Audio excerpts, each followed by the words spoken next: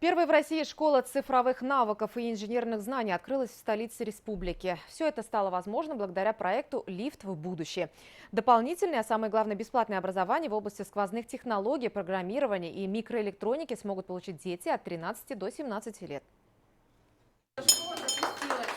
Первый звонок прозвучал для сотен талантливых школьников из республики, пусть и посреди учебного года. Каждый из них в будущем видит себя специалистом IT-программирования. Одна из таких – Диана Шафикова. Семиклассница мечтает стать инженером цифровых технологий. Идет к цели уверенно. Девочка уже знает, чем будет зарабатывать после учебы. Моя цель – научиться писать приложения, и мы сейчас, получается, изучаем байты. Игровые, потому что они дают больше спроса подростков, поэтому... То есть ты так целенаправленно продажи уже, чтобы их продавать? Да.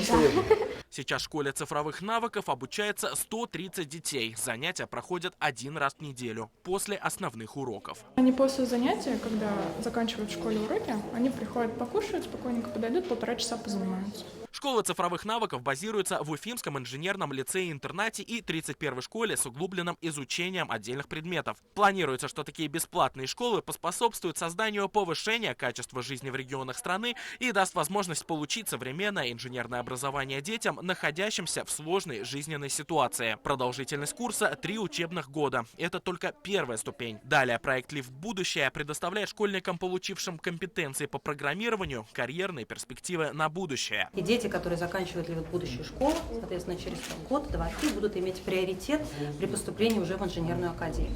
И дальше у них будет совершенно тесная связка и с предприятиями, которые занимаются микроэлектроникой, и будет возможность стажироваться, и будет возможность ездить в Москву, например, на предприятие «Микрон» большое. Соответственно, они будут иметь уже очень фундаментальное представление о профессии и хорошие, очень компетентные инженеры. Проект предполагает бесплатное обучение 300 школьников в возрасте от 13 до 17 лет со всей республики, не ограничиваясь рамками столицы. Дети будут приезжать сюда как в выходные дни.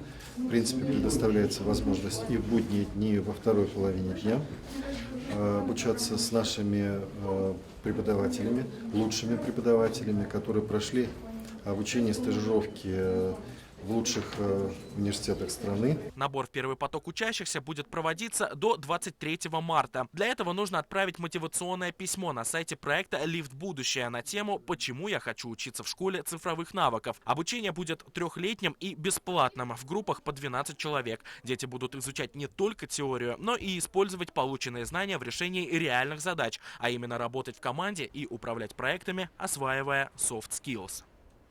Радмир Азнабаев и Станислав Птица. Новости. Уфа.